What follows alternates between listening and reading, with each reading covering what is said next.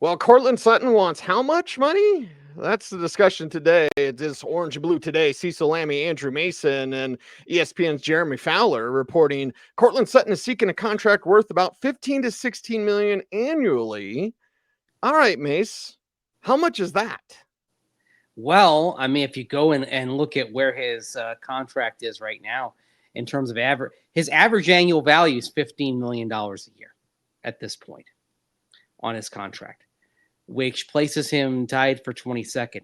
Now, this year, he's got a cap number of 17.35 million, but he's got a base salary of $13 million. What he wants is more guaranteed. So let's say we're talking about adding $2 or $3 million per year to that. That would move him up to a tie for 20th among wide receivers. It would also, and I wonder if this is a little bit of a factor, if you give him another $3 million a year, it moves him past Jerry Judy's average annual figure in Cleveland of $17.5 million. So I wonder if there's a little competition going on there. Yeah, it could be. I want to be paid more than the guy that got shipped out of here. And at the end of the day, it doesn't sound like he wants much more than just more years, Mace. It's not like he's asking for 35 million a year or whatever. Mm-hmm. Like, he's not going to be paid like a wide receiver one. What is it? AJ Brown at 32 million. Amon-Ra St. Brown at 30 million, Tyreek Hill at 30 million, Devontae Adams 28 million. These are the average salaries. But it's like he's not asking for that. He's not asking for much, honestly. Yeah, I mean, some of those guarantees. I mean, you've got right now. You have 6 receivers with average annual salaries of $25 million. I mean, actually, it's funny that even if you look at just the guaranteed money, for example, someone like Marvin Harrison Jr. on his rookie contract, number 4 overall, Arizona Cardinals, actually has more in total guarantees than Courtland Sutton, who, of course, did his couple of years ago. Marvin Harrison's total guarantee is $35.37 million. Courtland Sutton's contract has $34.85 million in total guarantees. So that's what it's all about. I mean, I feel like we're having a Tommy Boy discussion again about the guarantee on the Bucs, but that's what it is. And the thing is, Courtland Sutton, his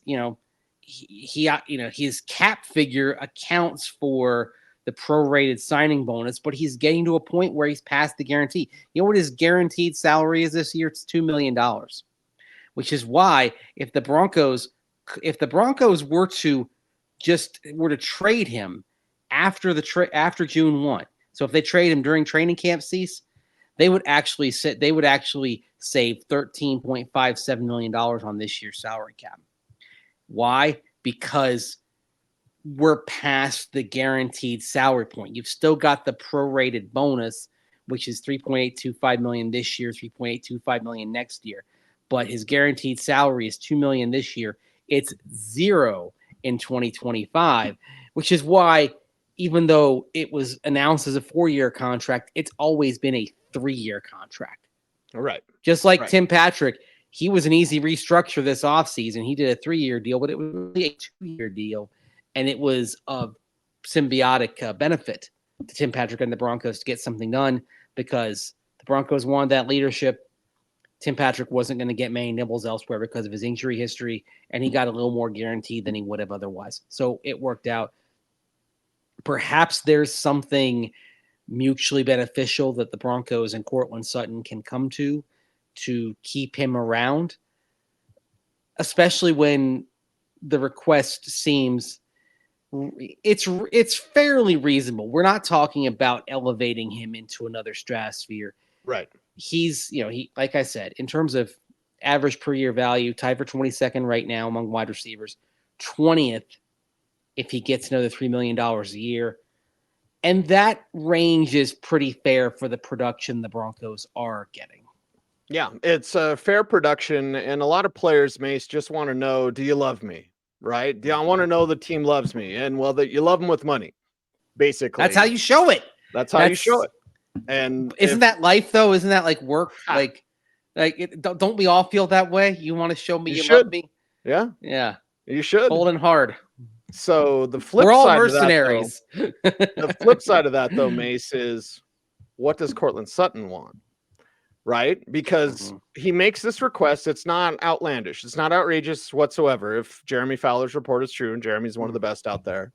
So why would he be making this knowing that they could post June 1 trade him and have that savings, which could go to other players? And we got a show coming up about the other players it could go to. But it's like, does he not want to be here? Or does he just see an opportunity where he can ask for something fair and then prompt the team into action, either paying him or not? He really doesn't have much leverage.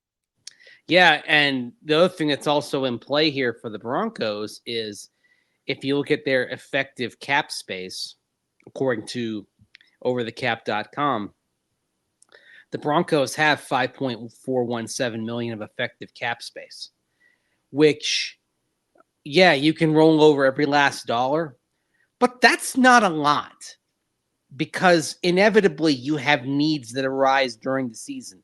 Oh, we've got a bunch of injuries on the defensive line. We need to sign a couple of dudes, right? That's why you always want to go into a season with several $1 million of cushion. I mean, God forbid you have injuries to all your quarterbacks and you need to go get a quarterback for $3 million, right?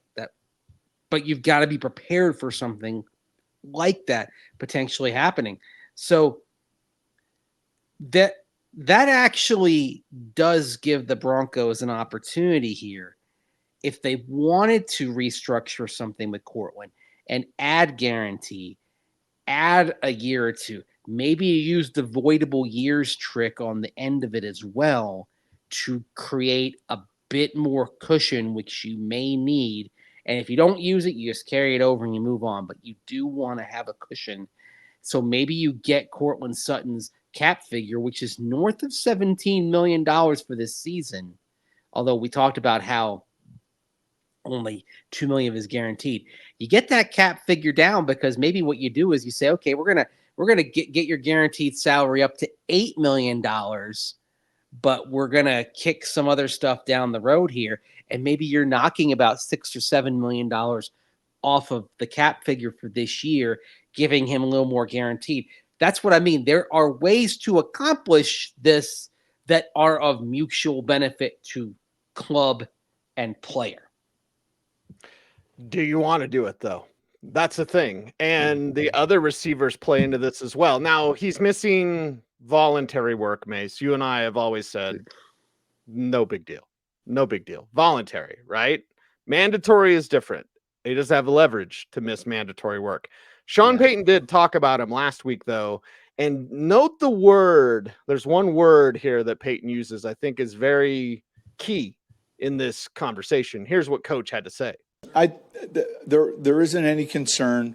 Here's why. I know Courtland well. He's a tremendous worker. You guys know him. A tremendous makeup leader of our team. That'll sort itself out.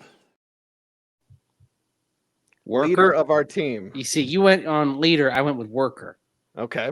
Because he wants people who are going to put in the work, no doubt. Yes. And leader as well. And this is a team that they're looking for leaders. Mm-hmm. I mean, you look around, you know, Russell Wilson was a captain. Now, whether that captaincy was simply reflexive of regarding him being a quarterback or actually something that really had some teeth, you can decide. But Justin Simmons, unquestioned leader. He's no longer in the room. Right. You're looking for leaders. Right now, I'd sit here and say Mike McGlinchey, leader. Tim Patrick, leader. Mm-hmm. Pat Surtain growing into a leader, great player. An under-the-radar leader on the defensive side is Jonathan Cooper over at Edge. He's a guy that to whom people listen. Yes. But we're not talking about play, like there's not an alpha, right? Like this, it's a room that's yearning for an alpha. Now, what you're hoping long term is that Bo Nix can become that guy. But for now, you're bridging the gap, and those leaders who are already in there, You're hoping Bo Nix learns something from them, and that they're good enough leaders from whom Bo Nix can learn something. So that's part of Courtland Sutton's value in there. Now, the question then becomes, okay, with Courtland, does he really want to go all in with a new quarterback? This is the other thing here. How much does Courtland Sutton truly, in his heart of hearts, want to be around in the future, as so much has changed, and he's starting with a new quarterback? There's that in play.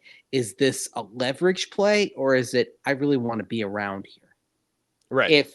If he's earnest about wanting to be around, and it really is $2 to $3 million, and when we were talking about wanting a raise, a month and a half ago, I mean, I'm thinking, what he wants to get his salary into the $20-25 million range. Well, that's not happening. He hasn't delivered production worthy of that. Has he delivered production worthy of having that average annual figure bump up from 15 to $18 million? That's fair. That's still putting him in roughly the same range as he is right now. And so if I'm the Broncos and that's truly Courtland Sutton's demand, I would say, okay, fine, let's make this happen. We'll knock your cap figure down for this year. Give us a little bit more cushion as we go into this season. Give you a little more guarantee. This $2-3 million that's being reported. Do you want to play ball? And if not, you get your answer, right? And you move on. Now, here's the other thing. Courtland Sutton, he is the wide receiver 1 today, even though he's not in the room. However, you look over the horizon and you can see things developing. We talked about sort of this crunch coming at the wide receiver position because you did draft Troy Franklin, who's going to make the team. Devon Vele looks like a lot more than a 7th round pick right now.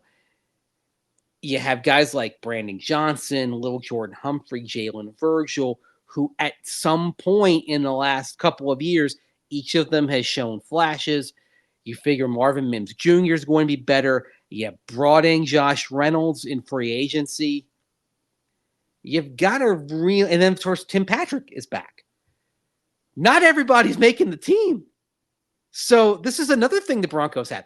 If these young receivers are developing, does that make Courtland Sutton expendable? And is that part of the hand that they have in these discussions? That's why they have all the leverage, because they have a group of talented receivers, maybe unproven receivers. They have a group of talented receivers and Josh Reynolds. I don't want to be mean, but he drops a lot of passes. Okay. It doesn't mean he doesn't have talent, but the drops are a concern.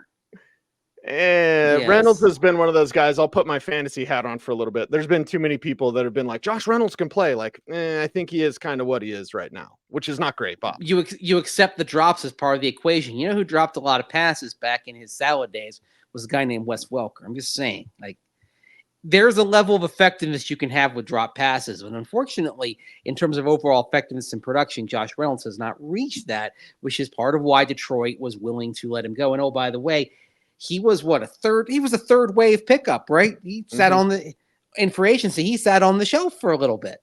Right. He was in the scratch and dent pile by the time the Broncos got to him and got what I thought was a very fair contract for Josh they didn't Reynolds. overpay for Josh Reynolds. No, I actually, in terms of the value, I like the deal for him. You know what Josh Reynolds' cap figure is for this year? What is it? $3.5 million. That's very acceptable. It's a 2-year, $9 million deal, $4.5 million average annual value. The guarantees are $2 million signing bonus, and his salary this year is $2.245 million. That's guaranteed. So, like, I thought they got great value for $4.245 million guaranteed. They got a guy who might start and a guy who, if you can just get him to get that drop rate down. That's all you have to do. You get that drop rate down, you've got a nice move the chains type of receiver who can be effective as part of a collective, not wide receiver one. See, you have Courtland Sutton. If you get a new contract done, you have him as a potential wide receiver one. And then to me, Marvin Mims Jr. is the guy that's got wide receiver one stuff if he can add some branches to his route tree. Josh Reynolds, no matter what's kind of a complementary piece, and that's okay. Yeah, there's nothing wrong with that. I do think when we talked to him last week, I think Cliff was like, "You were like a wide receiver 3." You're like, "Well, you don't have to." He knows. You don't have to tell him. He gets it. He understands. You know who was a wide receiver 3 before they came here back a decade ago was Emmanuel Sanders. But Emmanuel had talent. Like, that's the thing. Like, Emmanuel never had a 100-yard game. You're saying a dude who's played a few years in the NFL doesn't have talent? Come on, I would say, let me finish. Josh, I'll get you a Josh Reynolds jersey. Emmanuel never had a 100-yard game, never had a 1,000-yard season, but you could tell the dude could play. Like, Reynolds is kind of what he is. He's a move the chains guy. I think that's a perfect way to put it. They could have not picked him up, and I still would have liked this receiver group. Even without Courtland Sutton, I still would have liked this receiver group. Reynolds is Tommy Boy, guarantee on the box veteran guy. He's nice. He's okay. Hope he doesn't drop a lot of passes. And I won't say I told anybody so when he does. So, look, I'm not ignoring the drops here. I mean, I brought them up too. I mean, believe me, I'm well aware that, and it's part of the reason why he was sitting there on the market. It was the fact that, he had in the 2022 season, 4 drops, 42 on target passes. In 2023, 4 drops, 44 on target passes. I mean, when you're talking about a drop rate of 1 every 11 chances, and that's the regular season, I think a reason why Detroit didn't want him back is they looked at the NFC Championship game. Like, Detroit looks at that NFC Championship game fall from ahead defeat against the 49ers, and they think, okay, it wasn't just the 4th down call. What were the other things, right? So Reynolds, I think, got scapegoated respectfully. It's almost the last thing that you've done, right? Yeah. What's the last thing you've done for your team? The last thing that we've seen Courtland Sutton do, besides the Jarrett Stidham games, it didn't look great there, but we saw him score 10 touchdowns. And I've said this on the air before. I'll repeat it for the show, Mace. What makes Bo Nix better? Courtland Sutton. Yes. Like, Courtland Sutton makes Bo Nix better. This isn't a big ask. This isn't a big ask whatsoever. Good proven players are going to make Bo Nix's life easier.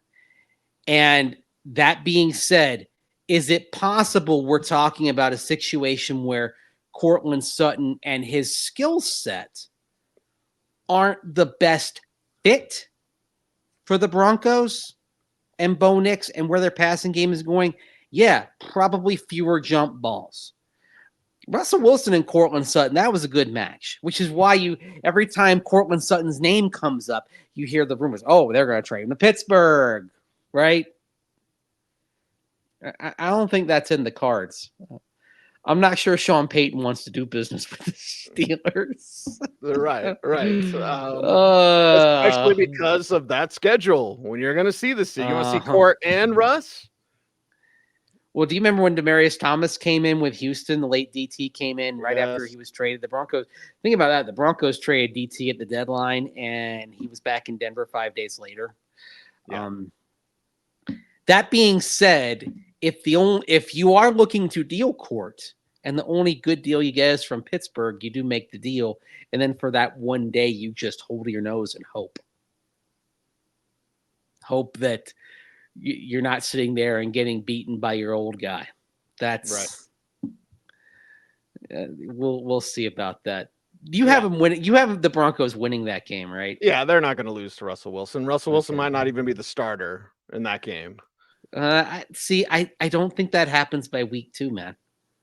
I think it doesn't. I think get out of training camp with Justin Fields down the line for sure. For sure. But we'll see. I can't see that move happening before like October. I would love to see it happen in training camp. just for the chaos. Oh, because Russ, and I don't want to turn this into a Steelers show, but Russ said I have to be the starter, and that's why Kenny Pickett tapped out and said, "Hey, I want to be traded." Like Kenny's not going to ask that unless he learns like Russ demanded that he. Russ doesn't need to demand anything, dude. Go play. Like stop demanding stuff. You're not Russell Wilson anymore. You're a guy trying to hang on with a $1 million contract. Of course, the Broncos. Speaking of bargains, right? Yeah, I mean, if Russell Wilson's any good, that contract's the best bargain in football for the Steelers this year. You know that, right? Like for sure. And there's another storyline, and maybe people don't want to think about this, is if Russell Wilson does well and the Steelers go to the playoffs and the Broncos are paying him $53 million to not play for them, at least $53 million in terms of cap space, that's going to leave a mark. You better hope Bo Nix is developed in that year, because if he hasn't, and that's what happens, it's going to be a long winter in Broncos country. It is. And it's going to be a very upset fan base.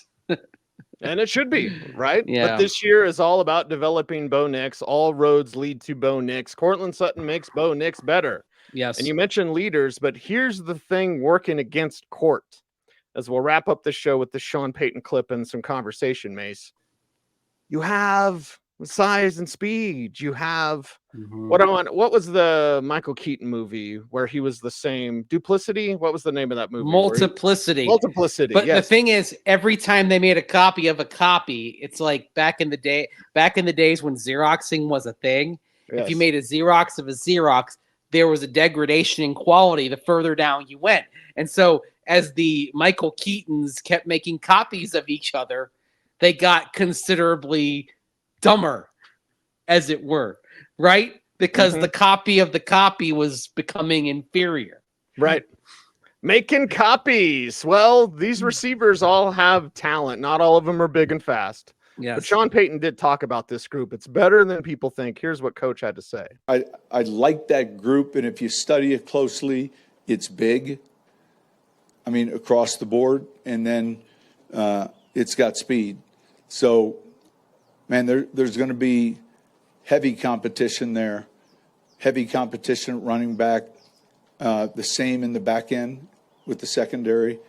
And I think, you know, there's that old saying, iron sharpens iron, and I feel like that's going to happen. Big. Heavy. So let me throw some numbers at you here. Heights and weights. Lil Jordan Humphrey, 6'4", 225. There's nothing little about Lil Jordan. Not little. You've got Tim Patrick, 6'4", 212. Josh Reynolds, 6'3", 192. So he's long. Maybe not. You see he's big in terms of reach, right? Courtland Sutton, 6'4", 216. Jalen Virgil, fast. We talk about his speed.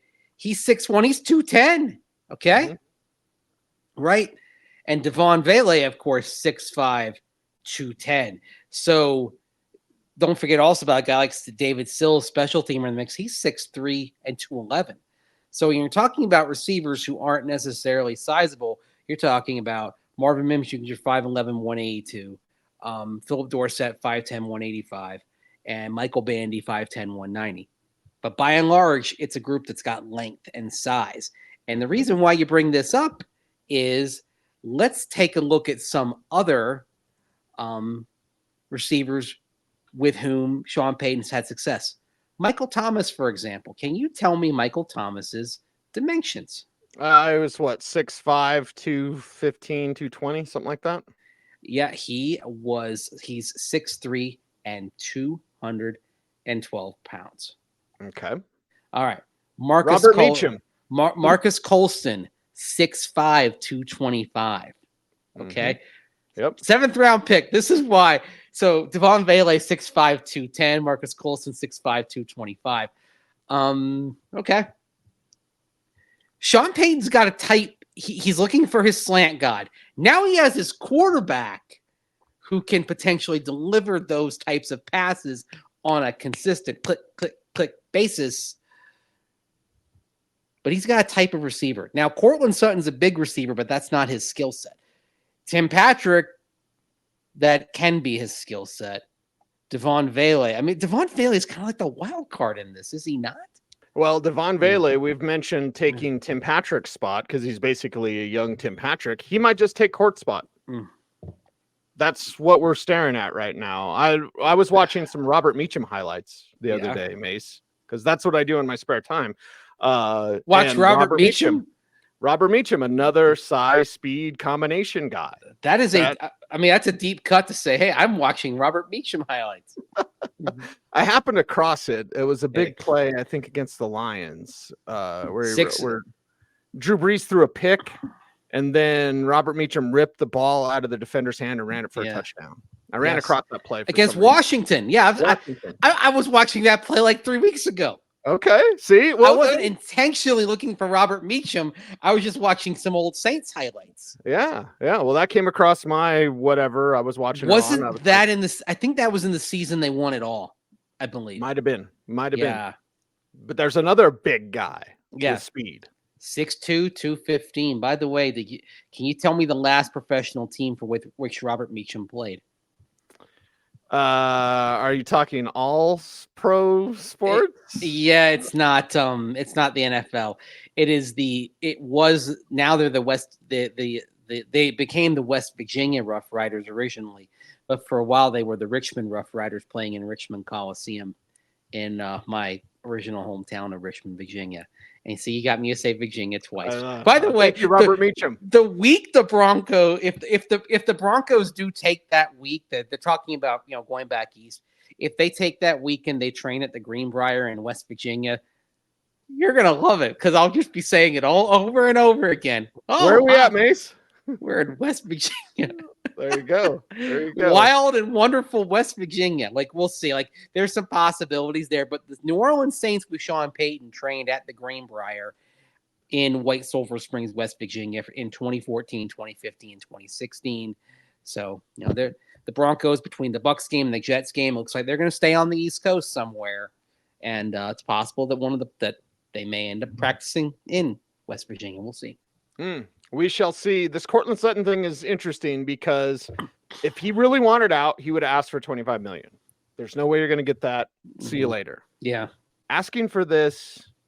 Reasonable. It feels like something could happen, Mace. And we just kind of detailed in this show how it's not only reasonable in terms of where he would rank among wide receivers relative to the production that he's had over the length of his contract, but you can get some short-term cap relief. I mean, this could be the type of win-win that makes Courtland happy and buffers you in case you've got to go find some guys to fill some roster gaps as the season goes on. It's sitting here when it's only 2-3 million and getting his APY up to 18 rather than 20, 24, 25 million. That's a reasonable ask. And I think that's fair. Bo Nix would be happy as well if Sutton sticks around beyond just this season. We've got a lot to get to this week on Orange and Blue today, including more OTAs on Thursday. But Mace, before we're out of here today, how can people help us out on YouTube? Like, comment, share, subscribe, hit that notification bell so that you never miss a vid. That's right. He is Andrew Mason. Follow him on all the socials at Mace Denver. I'm at Cecil Lammey saying OBT is a BFD. Thanks for watching, everyone. Stay tuned. And would you please stay frosty?